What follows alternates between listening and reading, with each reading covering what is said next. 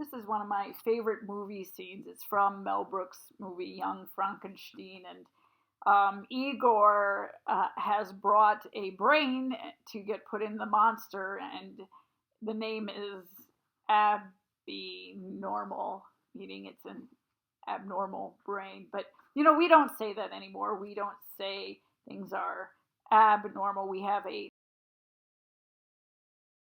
new normal. With the suffering and death, the disease of COVID 19, we are asking what will be the new normal. Will we all be wearing masks in public, out shopping, at worship?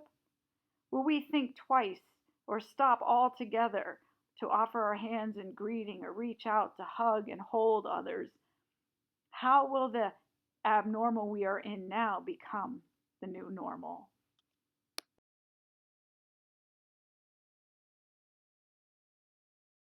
Thankfully, some of us are thinking and reflecting that the old normal wasn't so perfect, and it isn't something we should just automatically return to.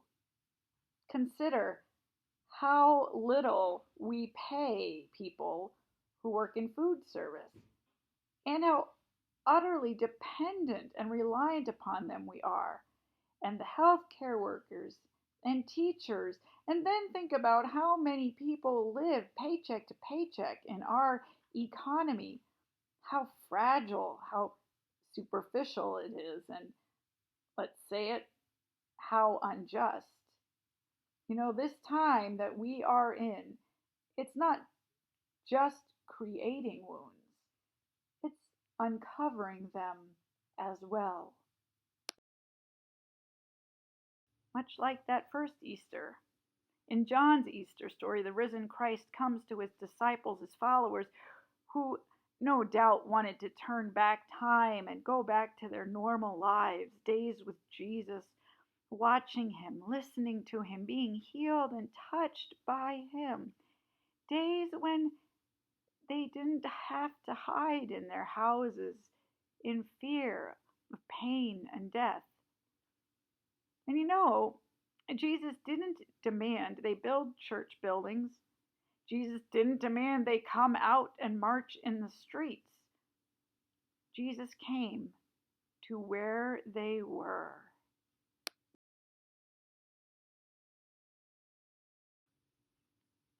And declared his word of forgiveness for them, his word of peace to them. Jesus didn't require Thomas to believe before he came to him. No, Jesus offered to Thomas his presence and his very body. And it is important to note, and not just note, but to sit with and absorb that Jesus' body still bore the wounds of the old normal, the scars of empire's demand for security. Those didn't magically disappear with resurrection. Instead, that Easter, the resurrection was continuing Jesus' work of making a true normal, a true normal, a new normal.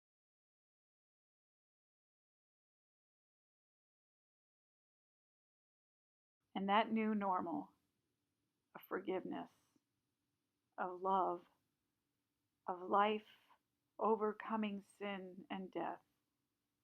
And that should be our, that is our new normal. Amen.